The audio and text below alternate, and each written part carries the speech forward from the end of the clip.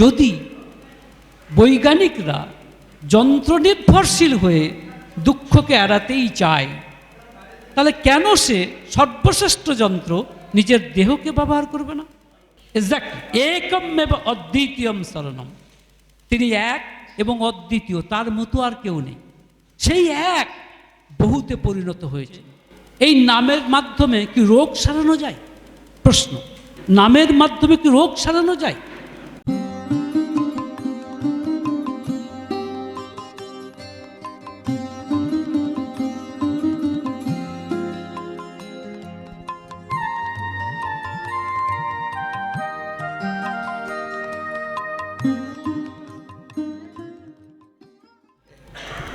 জয়গুরু।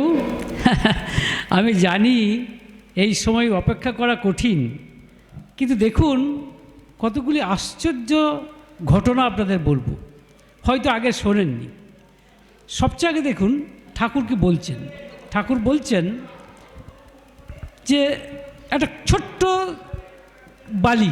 বালিকণা বা একটা ছোট্ট অ্যাটম, তার মধ্যে যা আছে, এই আকাশের দিকে তাকান, এই যে সূর্য, গ্রহ, তারা, সেগুলো একই রকম। কীরকম দেখুন।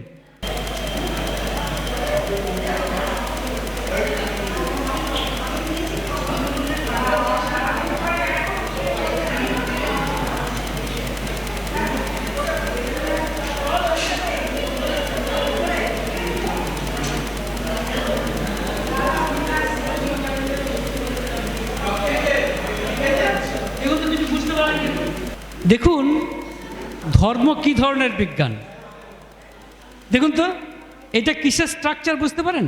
কিসের গঠন? একটা পরমাণু। পরমাণু মানে একটা ছোট্ট ধরুন ধূলিকণা, সেটাকে যদি লাখ লাখ ভাগ করেন তার একটা ভাগ, সেইটা যদি ভালো করে দেখেন তাহলে দেখবেন এরকম চেহারা। আপনারা অবাক হতে পারেন এই হিসেবে যে এত ছোট ব্যাপার তার কি পাওয়ার আছে বলতে পারেন? এমন একটা ঘটনা যেটা আমাদের নজরে আছে, আমরা এর সঙ্গে সম্পূর্ণভাবে যুক্ত এবং ভুক্তভোগী, যেটা অতি তুচ্ছাতি তুচ্ছ এত ক্ষুদ্র কণা যা আমাদের জীবনকে স্তব্ধ করে দিয়েছিল।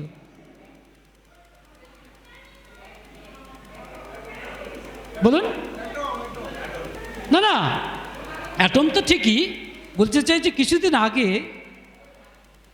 একটা এত ক্ষুদ্রাতি ক্ষুদ্র কণা যা আমাদের জীবনকে স্তব্ধ করে দিয়েছিল। Exactly corona virus.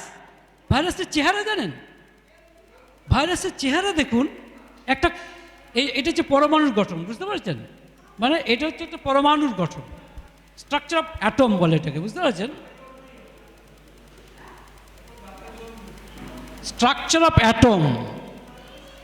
আর এটা হচ্ছে সোলার সিস্টেম।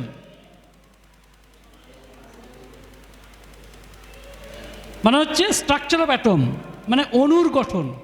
এ দেখুন ফিজিক্সের প্রফেসর, উনি জানেন। আর এটা হচ্ছে সোলার সিস্টেম, মানে আকাশে যা দেখছি লক্ষ্য করে একই রকম। কীরকম একরকম? এই যে বলছিলাম করোনা ভাইরাস, একটা কত ছোট জানেন? মাইক্রোস্কোপে দেখা যায় না। করোনা ভাইরাসকে সাধারণ মাইক্রোস্কোপে দেখা যায় না, আলট্রা মাইক্রোস্কোপ লাগে দেখতে, কত ছোট বুঝুন। কিন্তু এই ছোট্ট জিনিসের কি ক্ষমতা দেখুন, জনজীবনকে স্তব্ধ করে দিয়েছিল কিনা? এখন প্রশ্ন হচ্ছে, একটা করোনা ভাইরাসের মধ্যে যা আছে, বিশ্ব ব্রহ্মাণ্ড, এই যে আকাশ বাতাস, এই যে গ্রহ তারা নক্ষত্র, সেখানেও কি একই? ঠাকুর বলছেন একই। এটাকে বলছেন মাইক্রোকসম, আর এটাকে বলছেন ম্যাক্রোকসম। এই টার্মগুলো শুনে নিন, এটা কিন্তু বিজ্ঞানের টার্ম, বিজ্ঞানের কথা। ঠাকুর ব্যবহার করেছেন এই কথাগুলোকে। এইগুলোকে বলছে মাইক্রোকসম, আর এটা হচ্ছে ম্যাক্রোকসম। এটা বৃহৎ আর এটা ক্ষুদ্র। একটা ক্ষুদ্রাতি ক্ষুদ্র ব্যাপারে একটা অ্যাটম মানে একটা পরমাণুর মধ্যে একটা জগৎ, একটা ইউনিভার্স, একটা জগৎ রয়েছে। যেমন এটা কি বলুন, এটা কি? সূর্য। আর এগুলো কি বিভিন্ন গ্রহগুলো এর চারিদিকে ঘুরছে। তাহলে দেখুন তো এর সঙ্গে মিলটা কোথায়?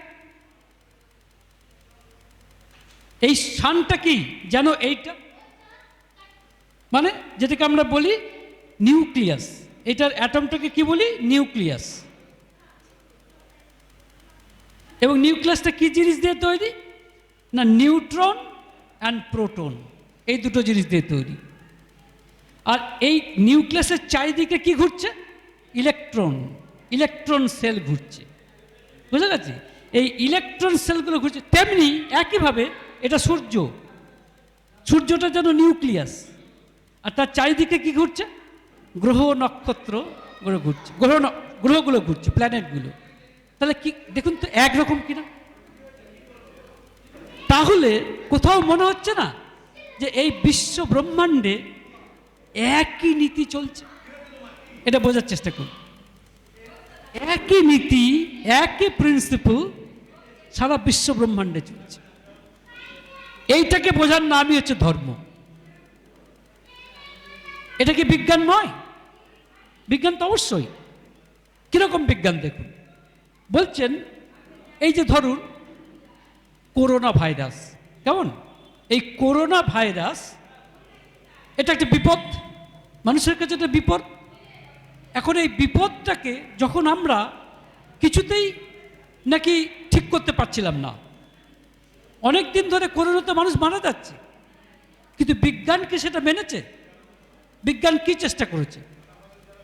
এই অনিবার্য বিপদ থেকে নিজেকে রক্ষা করার চেষ্টা করেছে এবং সাকসেসফুল হয়েছে। এখন তার করোনা অতটা হয় না। তাহলে করোনা আমাকে কি দিয়েছে? দুঃখ দিয়েছে। দিয়েছে কিনা বলুন? করোনা আমাদের কি দিয়েছে? দুঃখ দিয়েছে। বিজ্ঞান কি করতে চাইছে? বিজ্ঞান দুঃখটাকে দূর করতে চাইছে। দুঃখটাকে দূর করতে চাইছে কিনা বলুন? হ্যাঁ হ্যাঁ হ্যাঁ, ভালোর দিকে নিয়ে যেতে চাইছে, যাতে আমরা দুঃখ না পাই। ধর্মও কি তাই চাইছে? প্রশ্ন আমার, ধর্মও কি তাই চাইছে? একদম তাই চাইছে। লক্ষ্য করুন কিরকম। কৃষ্ণদা ঠাকুরকে জিজ্ঞাসা করছেন যে অনিবার্য বিপদকে যদি আমরা মেনে নিই তাহলে তো সেটা আমাদের পরাজয়। অর্থাৎ ধরুন করোনা ভাইরাস, সেটাকে আমরা কোনোভাবে যদি বাগ মানাতে না পারতাম তাহলে সেটা আমাদের পরাজয় হতো না? পরাজয় হতো। কিন্তু বিজ্ঞানের চেষ্টাই হচ্ছে অনিবার্য বিপদকে, এই বিপদ থেকে জয়ে নিয়ে আসা, এবং সে চেষ্টা সে করেছে, পেরেছে। তাহলে কৃষ্ণদা জিজ্ঞাসা করছেন যে তাহলে বিজ্ঞানের কি দরকার, এই প্রশ্নটা করছেন। দেখুন, এটা আলোচনা প্রসঙ্গের, আপনারা দেখতে পাবেন এটা আলোচনার প্রসঙ্গে আছে।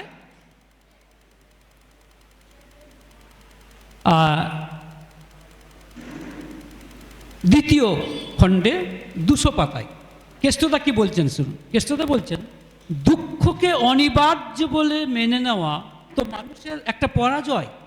তাই তো বিজ্ঞানের বলে মানুষ আজ নানাভাবে দুঃখকে অতিক্রম করার চেষ্টা করছে। ঠাকুরের উত্তরটা শুনুন। ঠাকুর বলছেন, ধর্মও তো সেই চেষ্টা করছে, ধর্মও তো সেই চেষ্টা করছে।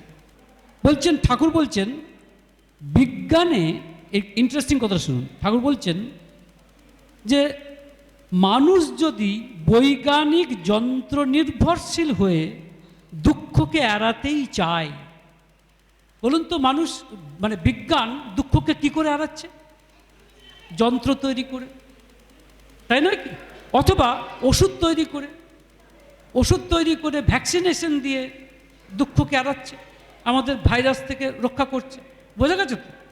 কিন্তু ঠাকুর কি বলছেন যে মানুষ যদি বৈজ্ঞানিক যন্ত্র নির্ভরশীল হয়ে দুঃখকে এড়াতেই চায়, তবে তার আয়ত্তে আছে যা বিধাতার দান স্বরূপ যে সর্বশ্রেষ্ঠ বৈজ্ঞানিক যন্ত্র। বলুন তো কি যন্ত্র? ইয়েস, ঠাকুর বলছেন সর্বশ্রেষ্ঠ বৈজ্ঞানিক যন্ত্র অর্থাৎ তার প্রাণবন্ত দেহ যন্ত্র, সেটারই বা সে সদ্ব্যবহার করবে না কেন? বোঝার চেষ্টা করব। বলছেন বিজ্ঞান কি করছে? বিভিন্ন যন্ত্র তৈরি করছে। আজকে ইরান ইসরায়েলের মানে যুদ্ধ মূলত যন্ত্রের যুদ্ধ, তাই নয় কি? ড্রোন একে অপরের সঙ্গে ফাইট করছে, মানুষ সেখানে কাজে লাগছে না, ভার্চুয়ালি যন্ত্র। কিন্তু ঠাকুর কি বলছেন? যন্ত্র নির্ভরশীল হচ্ছে, তাই যদি হয় তবে নিজের দেহকে ব্যবহার করবে না কেন? এই দেহ সেও তো সব, ঠাকুর বলছেন বিধাতার দান স্বরূপ, এর চেয়ে বড় যন্ত্র আর কিছু নেই। মনে রাখবেন। কেন বলুন তো? কেন? ছোট্ট একটা মজার কথা বলি। কম্পিউটারকে, সুপার কম্পিউটারকে আমরা খুব বড় যন্ত্র বলি, তাই না? এবং যখন হয়েছিল তখন বলছে আপনারা যা প্রশ্ন করেন করুন কম্পিউটারকে, কম্পিউটার তার উত্তর দেবে। তখন বাচ্চা একটা ছেলে, একদম বাচ্চা ছেলে, সে প্রশ্ন করছে কি জানেন? সে প্রশ্ন করছে যে, বলছেন এনিবডি ক্যান আস্ক কোশ্চেন, যে কেউ প্রশ্ন করতে পারেন কম্পিউটারকে, কারণ তারা সেরকম ব্যবস্থা করেছে। কিন্তু বাচ্চা ছেলে এসে বলছে আই হ্যাভ এ কোশ্চেন, আমার একটা কোশ্চেন আছে। তো বলছে ঠিক আছে করো তুমি প্রশ্ন। সে বলছে how do feel like a computer, how do feel as computer, computer হিসেবে তুমি নিজেকে কিরকম বোধ করো। এর তো জানা নেই তার অ্যান্সার। কম্পিউটার কিন্তু সে কথা বলতে পারবে না। তাই যত সুপার কম্পিউটারই তৈরি হোক, এই দেহযন্ত্রের মতো যন্ত্র তৈরি করার ক্ষমতা কারো নেই। তাই ঠাকুর বলছেন যদি বৈজ্ঞানিকরা যন্ত্র নির্ভরশীল হয়ে দুঃখকে এড়াতেই চায়, তাহলে কেন সে সর্বশ্রেষ্ঠ যন্ত্র নিজের দেহকে ব্যবহার করবে না? এর কি করে ব্যবহার করব? আপনি কি আপনার দেহকে চেনেন? এটা আমার প্রশ্ন। Do know? আপনি কি চেনেন আপনার শরীরকে? দেখুন শরীরের ঠাকুর কীরকম বোঝাচ্ছেন আমাদের শরীরটা কি, যে শরীর আমাদের দেখুন হ্যাঁ আচ্ছা আমি একটুখানি এইটা হচ্ছে দেহ। ধরুন এটা হচ্ছে দেহ, এটা হচ্ছে দেহ, আচ্ছা বডি। আচ্ছা এই দেহটাতে আমার দেহটা কতক্ষণ চলবে বলুন তো? যতক্ষণ আমার শরীরে প্রাণ আছে, তাই না? তাহলে দেহের মানে এই যে আমাদের দেহটা, এটাকে আমাদের উপনিষদ বলছে এটা অন্নময় কোষ। এটাকে কি বলছে? অন্নময় কোষ। বুঝতে পারছেন? এটা অন্নময় কোষ। এই দেহটাকে বাঁচিয়ে রেখেছে কে? প্রাণ। কে বাঁচিয়ে রেখেছে? প্রাণ। যে মুহূর্তে প্রাণ চলে যাচ্ছে তখন আর দেহ নিথর, তাই না? ধরুন ডাক্তার, একজন হার্ট অ্যাটাকে মারা গেল, ডাক্তার এসে কি বলবে? যে ও আর নেই, তার মানে প্রাণ নেই। তাহলে দেহে কে আছে? প্রাণ। তাহলে পরেরটা কি হচ্ছে? প্রাণ। isn't it? আচ্ছা প্রাণের পিছনে কে আছে জানেন? মন। প্রাণের পিছনে কি আছে? মন। মন নানান রকম চিন্তা করছে। আচ্ছা ধরুন আমি উদাহরণ দিচ্ছি, তাহলে বুঝতে পারবেন। ধরুন আপনি এখানে বসে আছেন, এই ও শান্তিপুর থেকে এসেছে, তোমাকে আমি বলছি তুমি শান্তিপুর থেকে তোমার বাড়ির থেকে তোমার আলমারি থেকে 50টা টাকা নিয়ে এসো। কতক্ষণ লাগবে? অনেকক্ষণ লাগবে, তাই না? যদি ফিজিক্যালি যাও, দেহ নিয়ে যদি যাও অনেকক্ষণ লাগবে। কিন্তু মনে মনে একবার ঘুরে এসো তো, কতক্ষণ লাগবে? তা দেখো মনের শক্তিটা দেখো, জাস্ট ইমাজিন মাইন্ডের শক্তিটা। আচ্ছা তুমি যে গেছো এ বিশ্ববাসী অস্বীকার করলেও তুমি কিন্তু জানো যে তুমি গেছো, তাই এটা কাউকে বলে দিতে হয় না, ইট ইজ অটোমেটিক। তাহলে মন। এখন এই মনটার পিছনে কে আছে? হ্যাঁ, বুদ্ধি।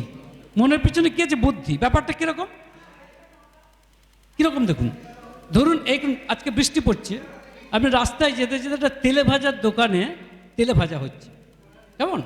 এখন আপনার মন বলছে খাই, আবার মনটাই বলছে যে খেলে আমার পেট খারাপ হবে, কি করব?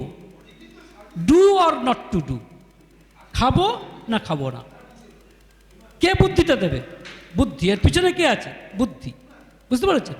বুদ্ধিটা আপনাকে বলবে যে না, খাওয়া ঠিক নয়। তাই বুদ্ধি কিন্তু মনের চেয়েও উপরে। বুঝতে পেরেছেন? এরপর এর পিছনেও কি আছে? এইটা হচ্ছে, এটাকে বলে চৈতন্য।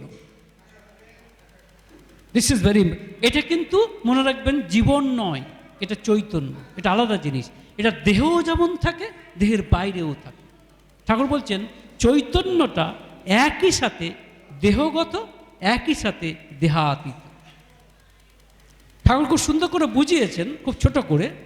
ধরুন কেউ একজন মারা গেল, ঠাকুর বলছেন যেন ট্রেনের ইঞ্জিনটা নষ্ট হয়ে গেল। ট্রেনের ইঞ্জিনটা চালাচ্ছে কে? বাষ্প, ভেপার। ইঞ্জিনটা যদি নষ্ট হয়ে যায় তাহলে ভেপারটাই হচ্ছে আত্মা, ঠাকুর বলছেন। তাহলে ইঞ্জিনটা যদি দেহ হয় তাহলে এই বাষ্পটা হচ্ছে আত্মা। আত্মাটাই চালাচ্ছে, কিন্তু চলে যাচ্ছে। কিন্তু চলে যাচ্ছে মানে কি এই যে সে কি নষ্ট হয়ে যাচ্ছে? ইঞ্জিনটা নষ্ট হলো বটে, কিন্তু বাষ্পটা তো নষ্ট হলো না, বাষ্পটা শরীরের বাইরে গেল। তা দেখুন ঠাকুর যে বলছেন চৈতন্য মানে আত্মা, যাই বলেন, সেটা একই সাথে দেহগত, একই সাথে দেহের বাইরে, দেহাতীত। এটা কিন্তু অনেকে মনে করছে এটা বোধহয় ব্রেন অ্যাক্টিভিটি, তা কিন্তু নয়, এটা একটা আলাদা সত্তা। এই হচ্ছে ভগবান, যে নামেই দিন আপনি, এই হচ্ছে ভগবান। যেমন মারা গেলে দেহ নষ্ট হবে, অথবা ধরুন এগুলো বোঝার চেষ্টা করুন যে এগুলো যে আছে বুঝবেন কি করে। ধরুন আচ্ছা, আমরা দেখি কি করে বলুন তো? দেখি কি করে? চোখ দিয়ে। চোখটা কি? আমাদের দেহ, ঠিক আছে? এই চোখের পিছনে কি আছে? নার্ভ আছে, অপটিক নার্ভ। সেই অপটিক নার্ভের সঙ্গে কার যোগ আছে? মাথার, ঠিক আছে? তাহলে আমি দেখছি, ধরুন এনাকে সুকুমারদাকে দেখছি কি করে? আমার চোখ, হ্যাঁ চোখ আমাকে এটা নিয়ে যাচ্ছে, ঠিক আছে? চোখ নিয়ে গেল, দেহ নিয়ে গেল। দেহ নিয়ে গেল কি করে? প্রাণ আছে বলে। যদি প্রাণ না থাকতো তাহলে আমার চোখ খোলা থাকলেও আমি দেখতে পেতাম না, ঠিক আছে?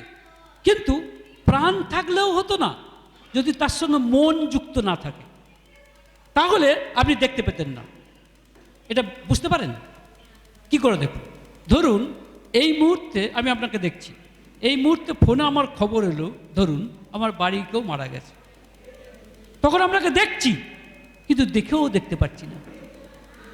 দেখিনি তা নয়, কিন্তু দেখতে পাচ্ছি না। কেন দেখতে পাচ্ছি না? দেখুন, কারণ হচ্ছে যে আমি দেখছি, চোখ কাজ করছে, চোখ ব্রেনে নিয়ে যাচ্ছে, কিন্তু তার সঙ্গে মানে প্রাণ কাজ করছে, কিন্তু কাজকে করছে না বলুন তো? হ্যাঁ, মন। কারণ মন যুক্ত নেই। মন যেহেতু যুক্ত নেই, তাই দেহ এবং প্রাণ থাকা সত্ত্বেও আপনি দেখতে পাচ্ছেন না, দেখেও দেখতে পাচ্ছেন না। তখন আমার মন আর এখানে নেই, মন চলে গেছে সুদূরে, যে মৃত্যুর খবরে। তা দেখুন কিভাবে দেহ, প্রাণ, মন যুক্ত হচ্ছে। এবারে দেখুন, এবার মন থাকলেও আমি নাও দেখতে পারি। কীরকম? ধরুন আমার মন রয়েছে, কিন্তু আমার বুদ্ধি বলছে ওকে দেখবো না। মনে করুন অনেকে আছে না অপয়া, ধরুন আর অনেকে চোখ বন্ধ করছে, দেখবো না। তার মানে বুদ্ধিও কাজ করছে। তাহলে চিন্তা করুন, এইবার বলুন তো সবের পিছনে কি আছে? সবের পিছনে কি আছে? আসল শক্তিটা কি? হ্যাঁ, কে? Exactly, consciousness, Chaitanya. এই চৈতন্যটা হচ্ছে আসল শক্তি, এই চৈতন্যটাই হচ্ছে ঈশ্বর।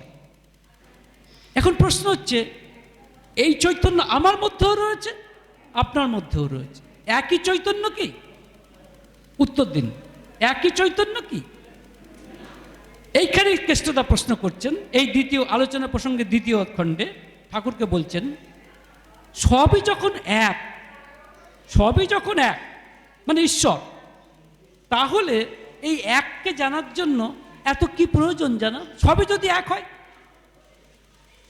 ঠাকুর উত্তর দিচ্ছেন হাসতে হাসতে, ঠিকই, কিন্তু সেই এক কিভাবে বিভিন্ন ক্ষেত্রে পর্যায় এবং বিন্যাসের সমন্বয়ে বহুতে পর্যবসিত হয়েছে সেটাও তো জানতে হবে।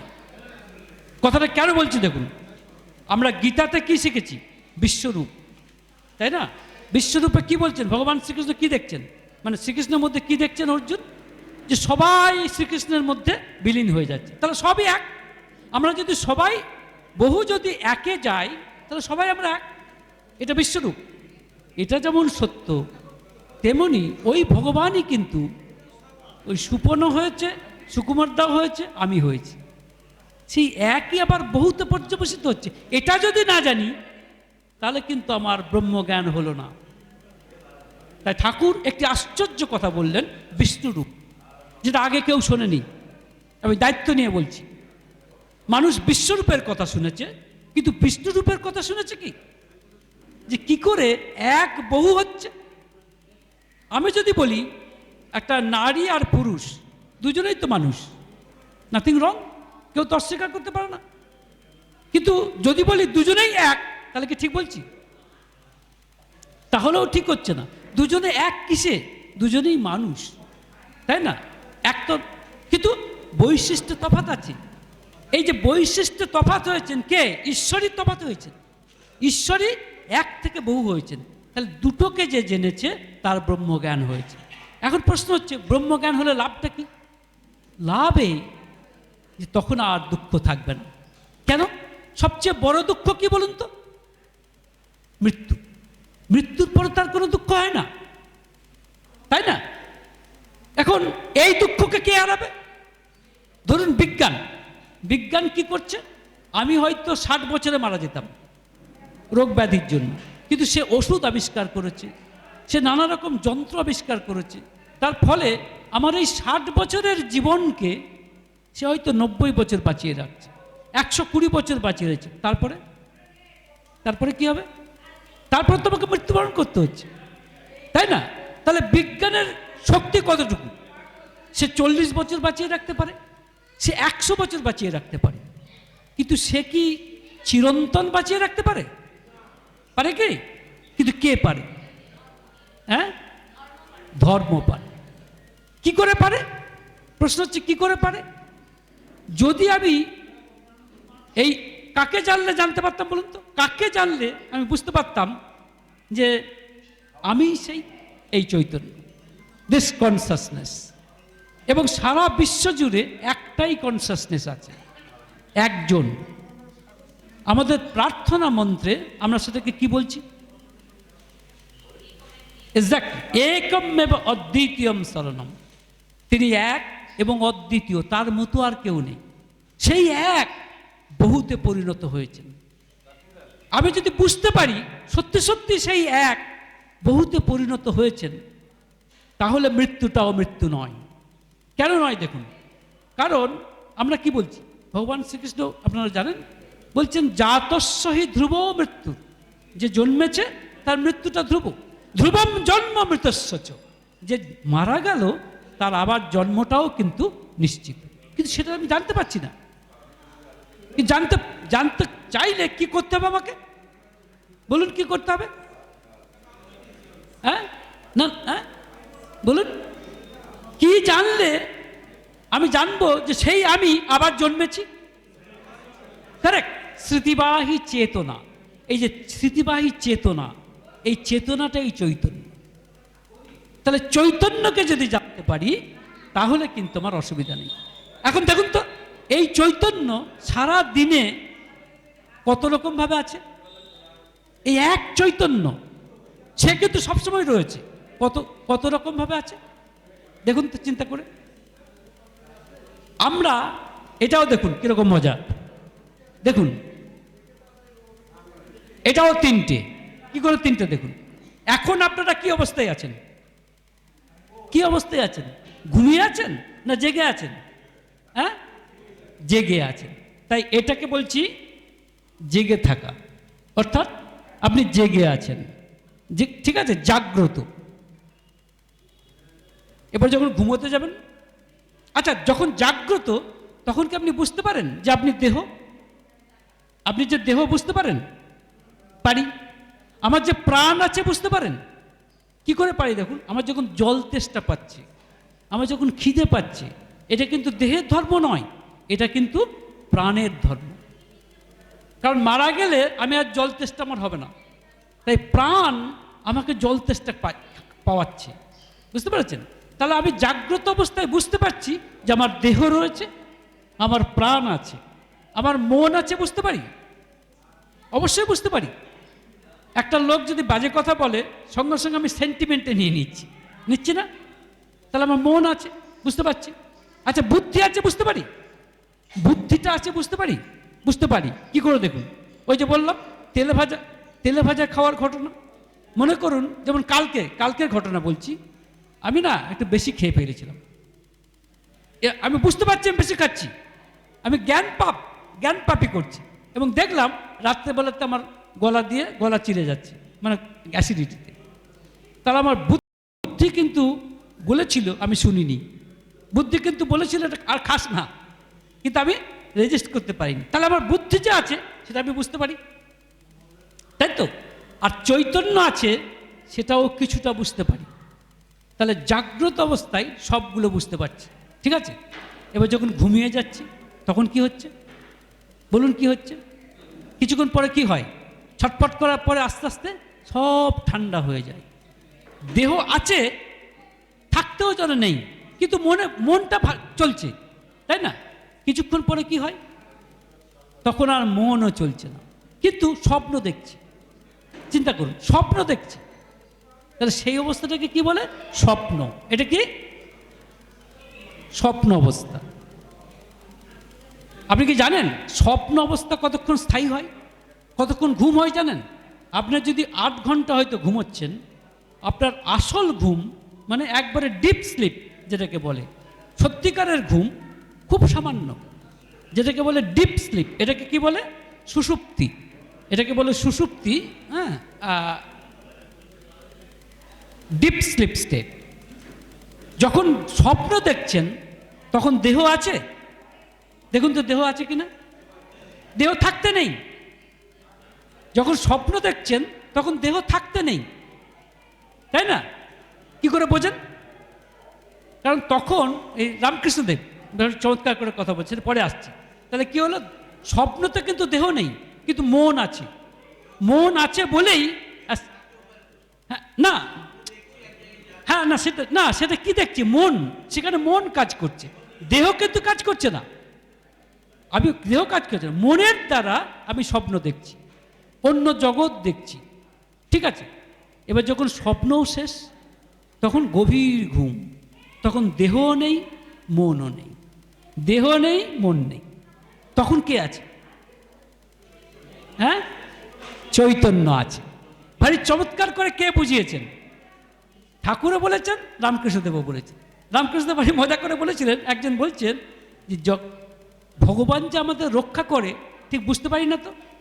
তখন রামকৃষ্ণদেব বলেছিলেন, যখন গভীর ঘুমে মুখ হাঁ করে ঘুমোস, তোর মুখে মুতে দিলে টের পাস, তখন তোকে রক্ষা করে কে?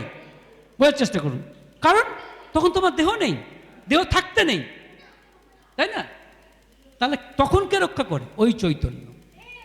তা দেখুন, আমাদের সারা দিনে আমরা ঠিক যেন পদ্ম ফুলের মতো পাপড়িগুলোকে মেলছি, আবার গুটিয়ে নিচ্ছি। কখনো দেহকে বুঝতে পারছি, প্রাণকে বুঝতে পারছি, মনকে বুঝতে পারছি, তাই না? এবং বুদ্ধিকে বুঝতে পারছি, চৈতন্যকে বুঝতে পারছি। কিন্তু ঠাকুর বলছেন, চৈতন্য কে? চৈতন্য কি হাওয়া? সেটা কি একটা হাওয়া?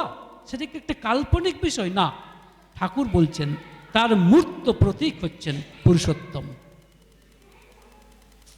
ঠাকুর অনুকূলচন্দ্রের যে ছবি দেখছেন, উনিই হচ্ছেন চৈতন্য। সেই তিনি, আমি হয়েছি, তুমি হয়েছে, সবাই হয়েছে। তাহলে তাকে যদি বুঝতে পারি, তার সঙ্গে যদি যুক্ত হই, তার মানে কিন্তু আমি আসল চৈতন্যের সঙ্গে যুক্ত হচ্ছি। যেমন প্রথমে আমি কি বললাম? ম্যাক্রোকসম আর মাইক্রোকসম। একটা অ্যাটম, একটা মলিকুলের মধ্যে যা রয়েছে, সারা বিশ্ব ব্রহ্মাণ্ডের মধ্যেও একই জিনিস, তাহলে সেই এক ঈশ্বর, তার সঙ্গে তার মানে সাকার রূপ হচ্ছেন পুরুষোত্তম, সেই পুরুষোত্তমের সঙ্গে যুক্ত হচ্ছে। যুক্ত হতে হতে কিসের মাধ্যমে যুক্ত হব? হ্যাঁ, নামের মাধ্যমে। নাম মানে, নামটা কি? একটা শব্দ। মনে রাখবেন, ঈশ্বরের সঙ্গে যুক্ত হবার সব থেকে সহজতম রাস্তা শব্দ সাধনা। শব্দ সাধনা, ঠাকুর সাধনা, শব্দ সাধনা। বারবার যখন নাম করছি মানে আমি একটা শব্দ করছি। বলুন তো, এই শব্দটা কি করে আমাকে ঈশ্বরের সঙ্গে যুক্ত করছে? কারণ এই বিশ্ব ব্রহ্মাণ্ড যখন সৃষ্টি হলো, উপনিষদ বলছে যে ওম শব্দ দিয়ে সৃষ্টি হয়েছে। ওম, এই ওম শব্দটা কটা অক্ষরের, কটা দিয়ে? এটা কটা?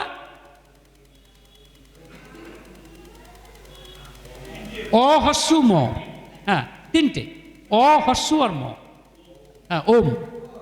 এখন সবচেয়ে মানে এখনকার বিজ্ঞান বলছে বিগ ব্যাং থিওরির কথা, মানে যে শব্দ দিয়ে বিশ্ব ব্রহ্মাণ্ড, তাহলে এরাও তো বলছে শব্দ দিয়ে তৈরি হয়েছে।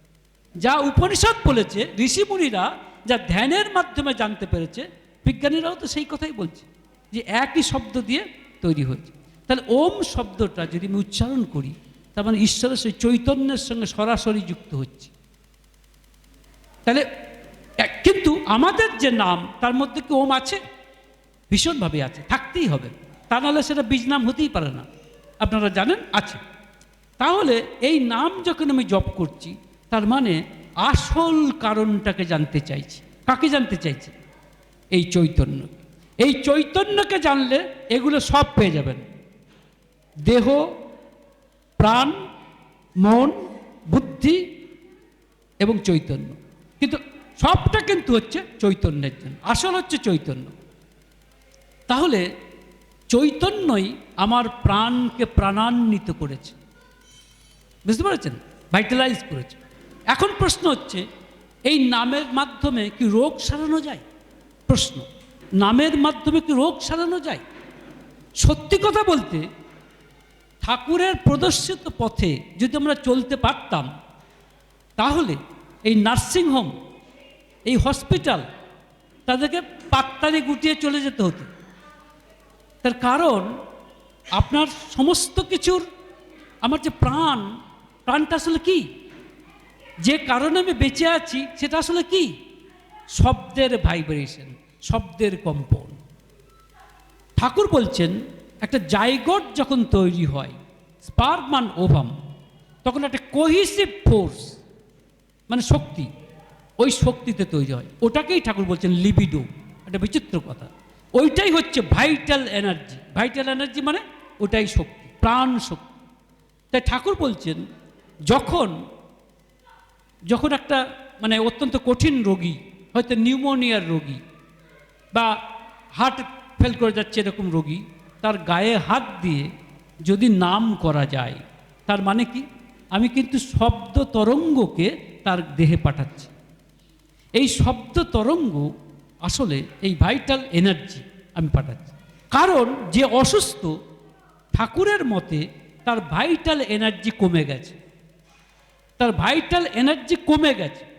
তো এই ভাইটাল এনার্জিতে যদি ঘাটতিটা পূরণ করে দিই, তাহলে কিন্তু সে আবার সুস্থ হয়ে উঠবে।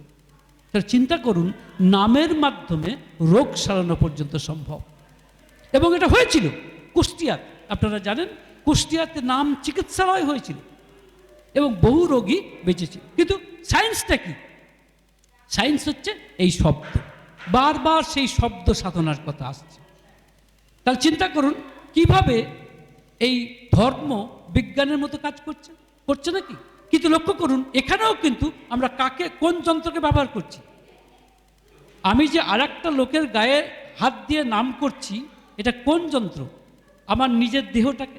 তাই ঠাকুর কি বলছেন? সর্বশ্রেষ্ঠ দান বিধাতা নিজের দেহ যন্ত্র, সেটাকেই বা ব্যবহার করব না কেন? ঠাকুর বলছেন, বোঝার চেষ্টা করুন। বিজ্ঞানীরা কি করছে? বাইরের জগৎকে বোঝার চেষ্টা করছে, আর ঠাকুর বলছেন তোমার ভিতরের জগৎকে দেখার চেষ্টা করো। তফাৎটা বুঝুন।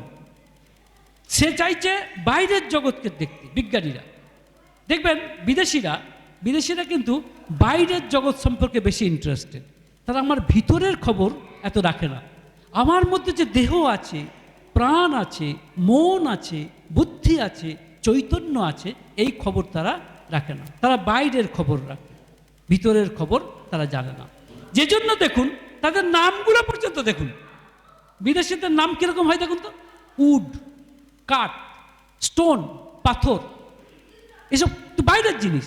আর আমাদের দেশের নাম কি হয়, কি নাম হয়, মহাদেব, হ্যাঁ, জগন্নাথ, মানে ঈশ্বরের নামে। দেখুন কেন, কারণ ভিতরের জগৎ নিয়ে আমাদের কারবার, আর ওদের কারবার স্টোন নিয়ে, ইট নিয়ে, কাঠ নিয়ে। বোঝার চেষ্টা করুন, কেন নামেই বোঝা যায়, the very name is enough. তাহলে দেখুন কত রকমভাবে এই মানে মানে নামের সাথে, মানে এই ধর্মের সাথে নাম যুক্ত হচ্ছে। এবার দেখুন আরেকটি কথা, আপনার ঠাকুর একটা বলছেন একদিন যে এটা কি দেখেছেন, ধরুন একটা বেল গাছের কাছে যদি একটা আম গাছ থাকে, তাহলে দেখবেন যে এই আমের মধ্যে বেলের গন্ধটা ঢুকে গেছে, বেলের গন্ধটা ঢুকে গেছে। এখন এটাকে কি বলছেন ঠাকুর, এটার কি নাম দিয়েছেন জানেন, ভেজিটেটিভ অ্যাফিনিটি। এটা আপনারা লিখে রাখবেন, ভেজিটেটিভ অ্যাফিনিটি, এটার নাম দিয়েছেন ভেজিটেটিভ অ্যাফিনিটি।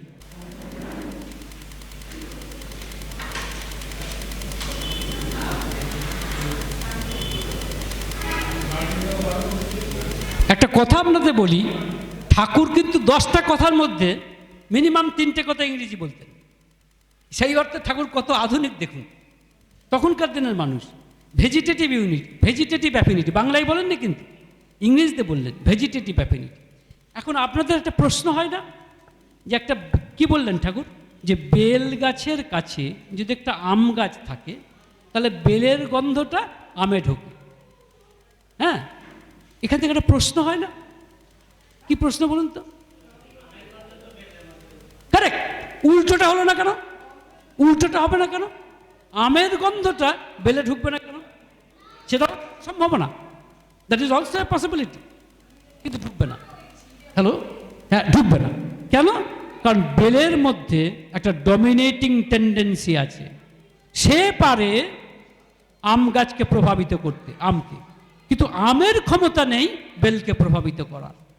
এবার বিজ্ঞান দেখুন, আমরা ব্যাঙের ডিম থেকে যখন ব্যাঙাচি হচ্ছে, তখন আমরা পরীক্ষা করে দেখেছি, আমি সেই সাবজেক্টেরই প্রফেসর, সেই জন্য বলছি।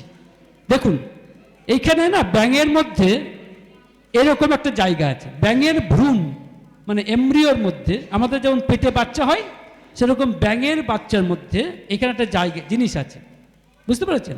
এটাকে বলে ডরসাল লিপ অফ ব্লাস্টোপোর,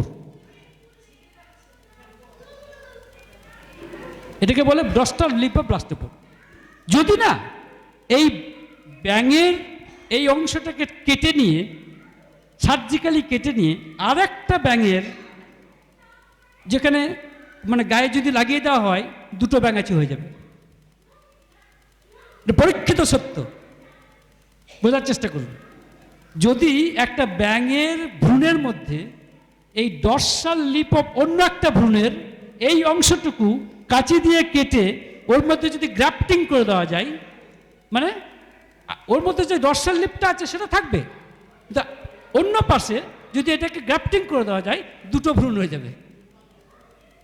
তাহলে তার মানে কি, এই ডরসাল লিপ অফ ব্লাস্টোপোর এর কিরকম ক্ষমতা দেখুন, যে অন্যান্য কোষগুলোকে একটা ভ্রূণে পরিণত করে দিচ্ছে, একটা বাচ্চাতে পরিণত করে দিচ্ছে, দুটো বাচ্চা হয়ে যাবে ব্যাঙের। তাহলে এই বেলের ব্যাপারটা কি তাই হলো না? বেলটা কি হলো? ডরসাল লিপ অফ ব্লাস্টোপোর, সে কিন্তু আমকে বেলের দিকে নিয়ে যাচ্ছে, তাই না? আচ্ছা ঠাকুর এই কথাটা বললেন কেন বলুন তো?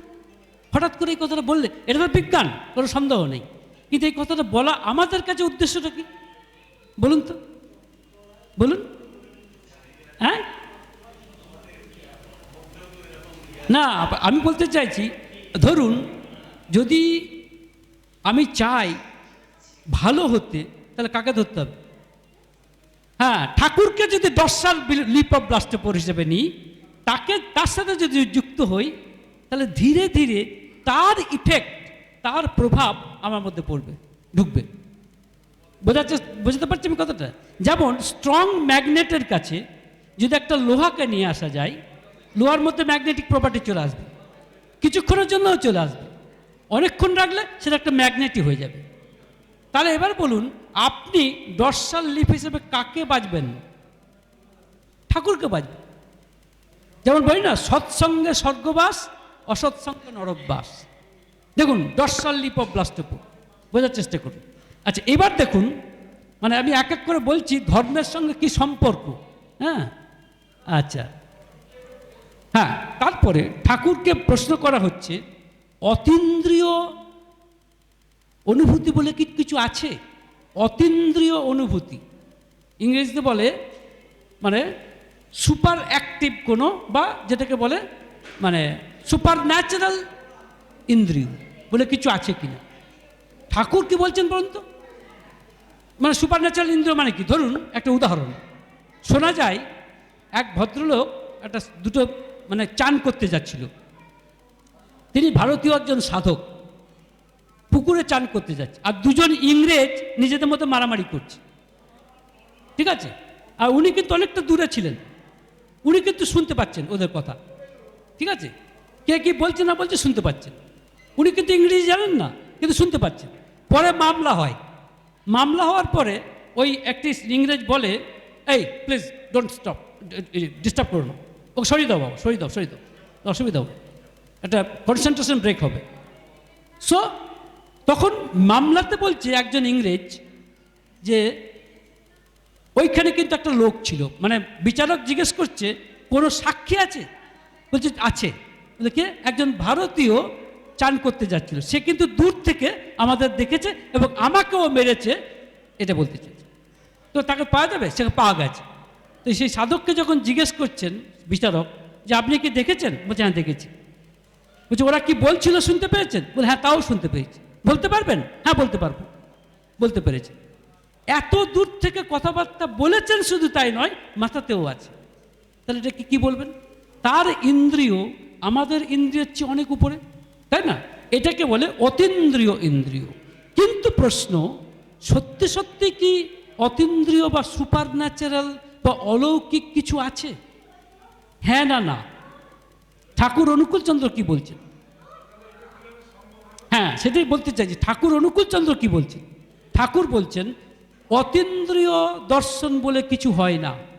এই ইন্দ্রিয়ই নামের মাধ্যমে নার্ভে হিট করতে করতে এই ইন্দ্রিয়ই আরও বেশি সারাশীল হয়, আরও বেশি সেন্সিটিভ হয়। কীরকম?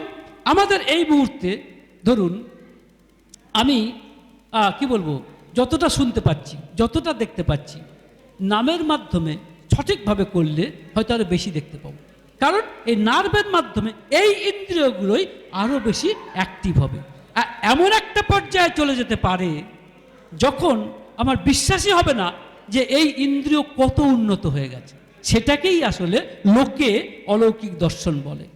কিন্তু অলৌকিকতা বলে কিছু, ঠাকুর বলছেন এই ইন্দ্রিয়ই তখন অলৌকিক ইন্দ্রিয়ে পরিণত হবে। চিন্তা করুন।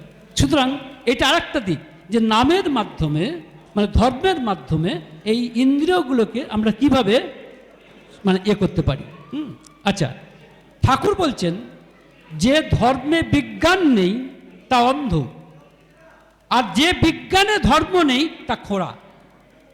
ভারী চমৎকার করে বলছেন ঠাকুর। আচ্ছা, এরপরে প্রশ্ন হচ্ছে যে হ্যাঁ, তা এখন কথা হচ্ছে যে আমার এই নাভকে, এই যে নাম, সে যে দোলাইতে হবে মানে উত্তেজিত করবে, সেটা কি করে করবে? কি করে করবে দেখুন, এটাও ঠাকুর বলেছেন কিভাবে করছে। যে ধরুন আপনার ভিতরে একটা দোলনা আছে, সাপোজ একটা দোলনা, এই দোলনাটাকে যদি পুশ করেন, ধাক্কা দেন, তাহলে কি হবে? কিছু দূর যাবে, গিয়ে আবার ফিরে আসবে, তাই না? আমাদের নাম ঠিক তাই। কেন ঠিক তাই?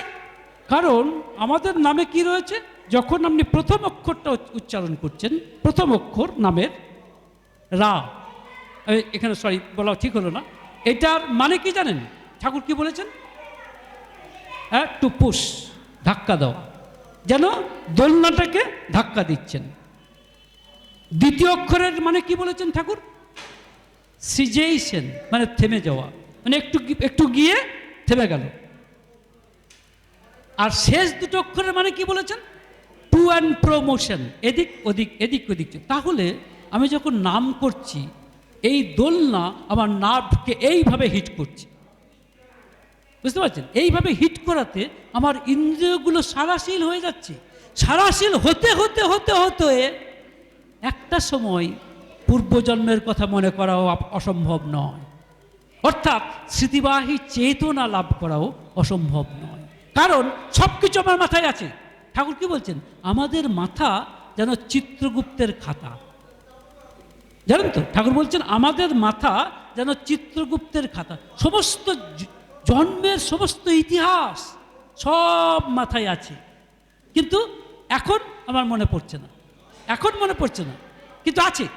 রবীন্দ্রনাথের কথা মনে পড়ছে। রবীন্দ্রনাথের সাথে একটা প্রাক্তন প্রেমিকা, একটা কবিতার প্রাক্তন প্রেমিকার দেখা হয়েছে। তো অনেক পরে সেই প্রেমিকা বলছে, আমাদের গেছে যে দিন, সে কি সবই গেছে, কিছু কি নেই বাকি। মানে আমাদের যে প্রেমের একটা সম্পর্ক, বহুদিন পরে দেখা, বলছে আমাদের গেছে যে দিন, রবীন্দ্রনাথের কথা, আমাদের গেছে যে দিন, সে কি সবই গেছে, কিছু কি নেই বাকি। তখন প্রেমিক কি উত্তর দিচ্ছে জানেন?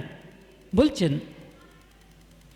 হ্যাঁ, বলছেন রাতের সব তারারাই আছে দিনের আলোর গভীরে। কি বলছেন? রাতের সব তারারাই আছে দিনের আলোর গভীরে। মানে রাতের তারাগুলো যে দিনের বেলায় নেই তা নয়, কিন্তু আমি বুঝতে পারছি না। সেম ইজ দ্য কেস, যে আমার পূর্বটা সবই আছে, তাই পূর্ব জন্মের সমস্ত স্মৃতি আমার মাথায় আছে, কিন্তু মুশকিল হচ্ছে আমি সেটাকে জাগ্রত করতে পারছি না, ইনভোক করতে পারছি না, তাই না? এটা জাগ্রত করা যায় কি করে? যদি আমার ইন্দ্রিয়গুলোকে আমি সারাশীল করে তুলি, এবং সেই সারাশীল করার ওই একটাই রাস্তা, ওই শব্দ সাধনা। কিন্তু আবার বলছি, শুধু শব্দ উচ্চারণ করলে হবে না। নামই যিনি এই নামের মূর্ত প্রতীক, তাকে কিন্তু আপনার মনের আয়নায় বারবার দেখতে হবে। বারবার যদি আপনি ঠাকুরের ছবিটাকে, কারণ আমি আবার বলেছি, তিনিই Chaitanya, he is the consciousness, pure conscious একজনই, এবং সেই চৈতন্যই আপনি হয়েছেন, আমি হয়েছি, সব হয়েছি। তাই তার চেহারাটা যদি আপনার মনের আয়নায় বারবার দেখতে থাকেন আর বারবার নাম উচ্চারণ করে যান, আপনার এই ইন্দ্রিয় একটা আশ্চর্য সাড়া দেবে। সেই সাড়াতে কে বলতে পারে যে আপনার পূর্বজন্মের কথা বাদ দিন, এমনকি আপনার এই জীবনেরই মানে অনেক আগেকার ঘটনা হঠাৎ মনে পড়ে যেতে পারে, এবং যাইও মাঝে মাঝে, যাই না? এবং আমরা জাতিস্বর হতে পারি, এটাও অসম্ভব নয়। তাহলে এটা যদি পারি, মনে করুন যদি এটা পারি যে আমি পূর্বজন্মে কি ছিলাম, তাহলে কি করতে পারলাম বলুন তো? এর মাধ্যমে আমি কি করতে পারলাম? মৃত্যুকে জয় করতে পারলাম। কারণ তখন আমি বলতে পারবো, বাসাংসে যে রে নানি যথা বিহায়, তাই না? বলছে তখন কি বলছে, পুরনো কাপড় ছেড়ে যারা নতুন কাপড় পরছে, তাই না? কি ঠাকুর বলছেন, এই স্মৃতিবাহী চেতনা শুধু একজনের হলে হবে না, তাহলে মজা নেই। কেন মজা নেই? ঠাকুরকে চমৎকার একটা উদাহরণ দিচ্ছেন। বলছে, ধরো তুমি আমার কাছে এসে বললে, আপনার মনে আছে তো এই আগের জন্মে ওই চট্টগ্রামে কীরকম কাঁচা লঙ্কার ঝাল খেয়েছিলাম ওই ওই ওই নেমন্তন্নতে। এবার আমার যদি স্মৃতিবাহী চেতনা না থাকে, তাহলে আমি উপভোগ করতে পারলাম না। তাই ঠাকুর চেয়েছিলেন সামগ্রিকভাবে সবাই যেন এই স্মৃতিবাহী চেতনা, যদি স্মৃতিবাহী চেতনাকে আমি লাভ করতে পারি, এটাই তো দুঃখকে জয় করা। কারণ সবচেয়ে বড় দুঃখ কি? মৃত্যু। এর উপরে কোনো দুঃখ হয় না। সুতরাং ইফ ইউ ক্যান ওভারকাম, এটা যদি যুদ্ধ করতে, বিজ্ঞান কি পারবে এই জায়গায় নিয়ে যেতে? বিজ্ঞানের কি ক্ষমতা আছে এই দুঃখকে জয় করার? সে পারে আমার জীবনকে দীর্ঘায়িত করতে, সে পারে আমার জীবনের আয়ুকে দীর্ঘায়িত করতে, এবং করছেও। আজকাল ন্যাচারাল গড় আর বেড়ে গেছে। ঠাকুরও কিন্তু ধর্মের নামে ওষুধ তৈরি করতে না করেননি, তিনি নিজে ওষুধ তৈরি করিয়েছেন। বহু ওষুধ আছে আপনারা জানেন। তার মানে তিনিও তো বিজ্ঞানের আশ্রয় নিচ্ছেন, কিন্তু ধর্মের তো কেন করছেন? এই কারণেই যে তিনি বলছেন আসল কারণ যা, what is the primary cause, সেইটাকে জানা। প্রাইমারি কাজ কি? এই চৈতন্য, শেষ পর্যন্ত এই পিওর কনসাসনেস। এইটা জানলে কি হলো? আমি অমরত্ব লাভ করছি। গীতা সারা বিশ্ব ব্রহ্মাণ্ডে এত বেশি বিখ্যাত কেন বলুন তো? কারণ গীতা এই অমরত্বের কথা বলে। ইট স্পিক্স অ্যাবাউট ইমমর্টালিটি। এই কারণে এটা এত বেশি ইম্পর্টেন্ট। তো যাই হোক, এবারে কার্তিকদা বলবেন নাকি? যাই হোক, আমি যেটা বলতে চাইছিলাম, তা দেখুন যে ধর্মটা কতখানি বিজ্ঞান, যে এর চেয়ে ঠাকুর কি বলছেন, ধর্মও তো দুঃখকে জয় করতে চাইছে। বিজ্ঞান যেমন দুঃখকে জয় করতে চাইছে, ধর্মও তো তাই চাইছে। কিন্তু ধর্ম কোথায় চাইছে? সব থেকে বড় দুঃখকে। কারণ বুদ্ধদেব কি বললেন? বুদ্ধদেব কি ছিলেন? রাজপুত্র, রাজার ছেলে। তার বাবাকে জ্যোতিষী বলে দিয়েছিল যে এই ছেলে যদি দুঃখ দেখে তাহলে কিন্তু গৃহত্যাগ করবে, তার জন্য ভালো করে রেখেছিলেন। কিন্তু তা সত্ত্বেও কী হলো? বুদ্ধদেব কিন্তু তখন সিদ্ধার্থ হঠাৎ শুনলেন যে একজন মারা গেছে। তো বলছে মারা যায় মানুষ? বলছে হ্যাঁ। কি করে মারা যায়? বয়স হয়, রোগ ব্যাধি হয়। বলে তাহলে এই বেশি বয়স, রোগ ব্যাধি, মৃত্যু, একে কি জয় করা যায় না? বলছে না, একে জয় করা যায় না। তখন বুদ্ধদেব বললেন তাহলে তো দুঃখকে জয় করা হয়নি। তখন তিনি বললেন দুঃখ আছে। ফার্স্ট কথা বুদ্ধদেবের কথা হচ্ছে দুঃখ আছে, মানে আমরা পারিনি এই দুঃখকে জয় করতে। দ্বিতীয় কথা কি বললেন? দুঃখের কারণ আছে। কারণ কি? যে আমরা প্রবৃত্তিতে ডুবে আছি, তাই না?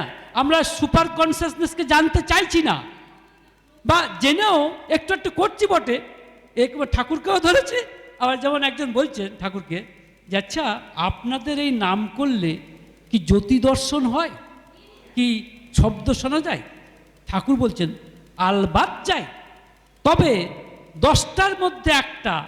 ঠাকুরকেও ধরেছি, সংসারও করছি, এই অলস অনুরাগে হয় না। তোমার জীবনে যদি ঠাকুর মুখ্য হয়ে থাকেন তাহলে সবই হয়, এনিথিং ইজ পসিবল, এ ঠাকুর বলতেছে। সুতরাং এই কথাটা বলতে চাইছি যে আমি অমরত্ব লাভ করতে চাই। সবাই চাই, কিন্তু কেউ কিন্তু মরতে চায় না, এটা মনে রাখবেন। একটা ছোট্ট ঘটনা বলেই শেষ করছি। একজন বৃদ্ধ ভদ্রলোক এসেছেন, ঠাকুর তখন দুমকাতে। মনে রাখবেন ঠাকুরকে মাস 2 দুমকাতে থাকতে হয়েছিল। কেন থাকতে হয়েছিল আমি বলতে চাইছি না। ঠাকুর যেখানে থাকবেন মানুষ তো আসবেই। একজন দাদা এসেছেন বৃদ্ধ বয়সে, দিয়ে এসে বসেছেন। তো ভক্তরা বলছে আপনি কি কিছু জানতে চাইছেন ঠাকুরের কাছে? তো তিনি বলছেন, আলোচনা প্রসঙ্গ আছে, বলছেন না আর কি জানবো, অত অনেক বয়স হলো, অনেক দেখলাম, এবার একটা মৃত্যু হলেই বাঁচি। মানে কি চাইছেন? একটা ভালো মৃত্যু, মানে যেন পেচ্ছাপ পায়খানা করে না মরতে হয়, এমনি ভালো মৃত্যু। তখন ঠাকুর শুনে বললেন দাদা, বৃদ্ধ বয়সেও আমরা কিন্তু শিশুই থাকি, জীবনকে বিদায় দিতে চাই না, দিও না, দিয়েছি বলে ধাপ্পা দিতে পারি মাত্র। এই যে কথা, এ তো নোবেল, 1000টা নোবেল প্রাইজ পাওয়ার কথা।